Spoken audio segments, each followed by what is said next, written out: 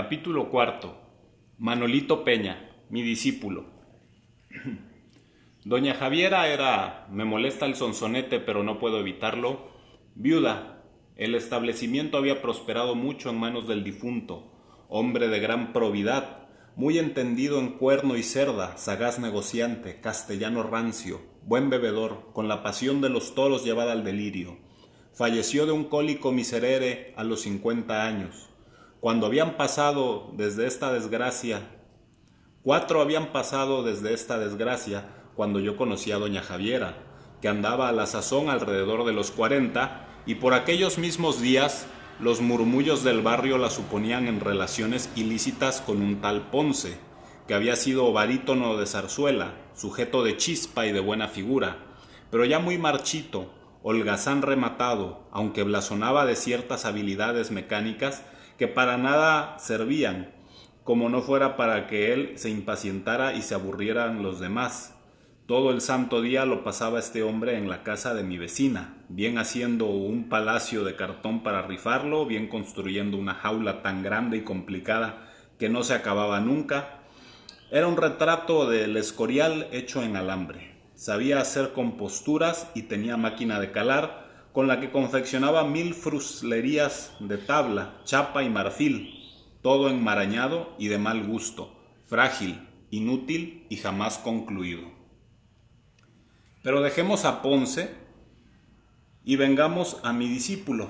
Era Manuel Peña, de índole tan buena y de inteligencia tan despejada, que al punto comprendí no me costaría gran trabajo quitarle sus malas mañas. Estas provenían del hervor de la sangre, de la generosidad e instintos hidalgos del muchacho, del prurito de lo ideal que vigorosamente aparece en las almas jóvenes, de su admirable salud y buen humor, que le ponían a salvo de melancolías, y, por último, de la vanidad juvenil, que en él despertaban su hermosísima figura y agraciado rostro. Mi complacencia era igual a la del escultor que recibe un perfecto trozo de mármol más fino para labrar una estatua. Desde el primer día conocí que inspiraba a mi discípulo no solo respeto sino simpatía, feliz circunstancia, pues no es verdadero maestro el que no se hace querer de sus alumnos, ni hay enseñanza posible sin la bendita amistad, que es el mejor conductor de ideas entre hombre y hombre. Buen cuidado tuve al principio de no hablar a Manuel de estudios serios y ni por casualidad le menté ninguna ciencia, ni menos filosofía, temeroso de que saliera escapado de mi despacho. Hablábamos de cosas comunes, de lo mismo que a él tanto le gustaba y yo había de combatir. Obliguéle a que se le explicase con espontaneidad mostrándome las facetas todas de su pensamiento, y yo, al mismo tiempo, dando a tales asuntos su verdadero valor, procuraba presentarle el aspecto serio y trascendente que tienen todas las cosas humanas, por frívolas que parezcan. De esta suerte, las horas corrían y a veces pasaba Manuel en mi casa la mayor parte del día. De las determinaciones de su espíritu, me parecieron más débiles el concepto y la abolición. En cambio, noté que en la cooperación armónica de sus variadas actividades fundamentales, se determinaba con gran brío su espíritu como sentimiento, y eché de ver las ventajas que yo podía obtener cultivando aquella determinación en el terreno estético. Excelente plan. Sin vacilar, ataqué por la brecha del arte la plaza de su ignorancia, seguro de que me facilitaría la entrada a la imaginación, siempre traicionera y mal avenida con las penalidades de un largo asedio.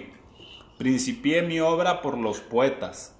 Lástima grande que el chico no supiera ni jota de latín, privándome de darle a conocer los tesoros de la poesía antigua.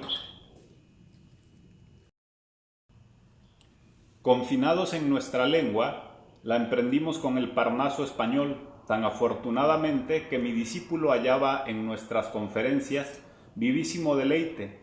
Yo le veía palidecer, inflamarse, reflejando en su cara la tristeza o el entusiasmo según que leíamos y comentábamos este o el otro lírico, Fray Luis de León, San Juan de la Cruz o el enfático y ruidosísimo Herrera.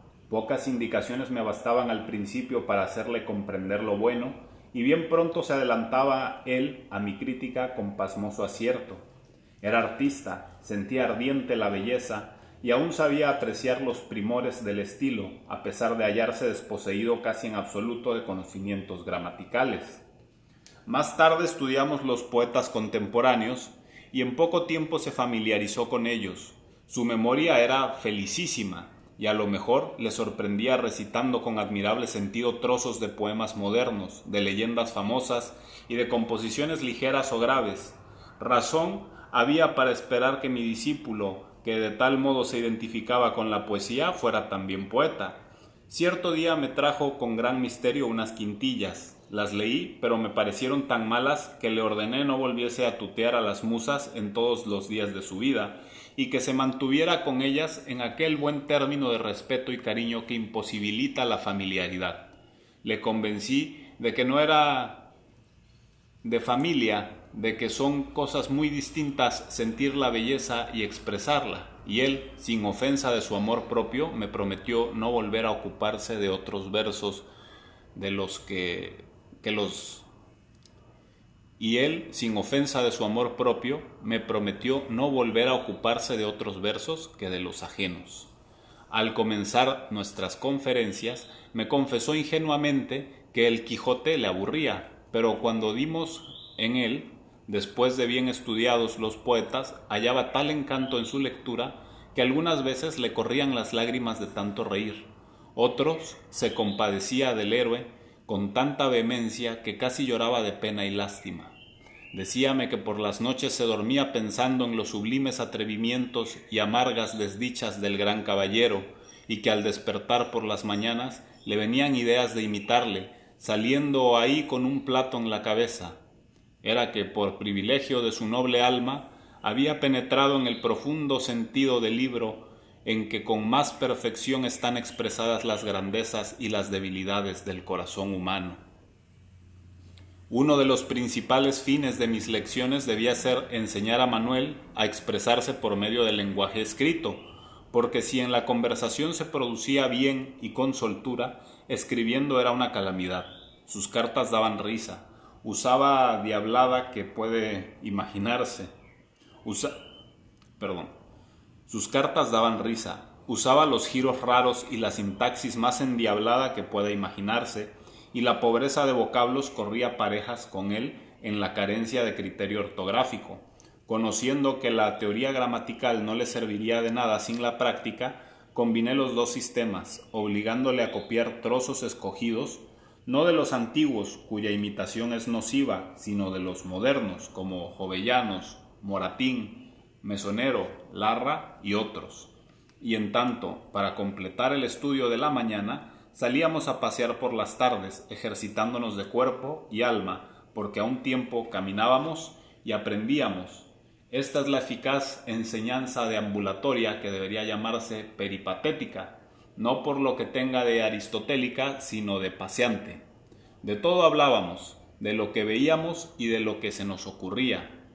Los domingos íbamos al Museo del Prado y allí nos extasiábamos viendo tanta maravilla. Al principio notaba yo cierto aturdimiento en la manera de apreciar de mi discípulo, pero muy pronto su juicio adquirió pasmosa claridad y el gusto de las artes plásticas se desarrolló potente en él como se había desarrollado el de los poetas. Me decía, antes había venido yo muchas veces al museo, pero no lo había visto hasta ahora.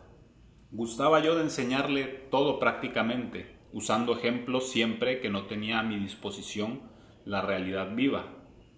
Esa consumada doctora que tiene por cátedra el mundo y por libros sus infinitos fenómenos.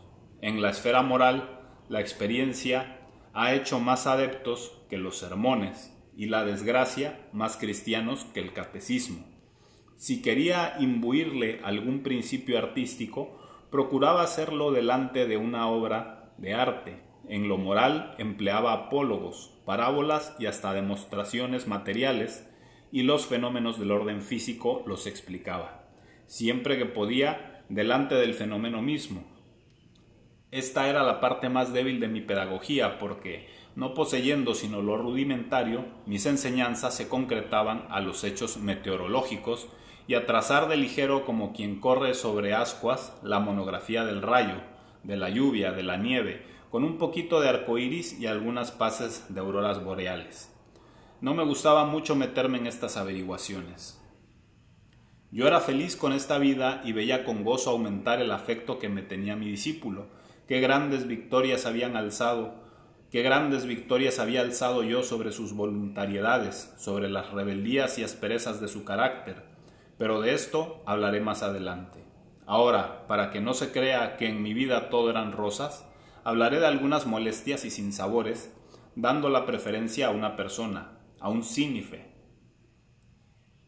que frecuentemente interrumpía la paz de mis estudios con sus visitas y chupaba la sangre acuñada de mis bolsillos, después de zumbarme y marearme con insufrible charla y aguda trompetilla.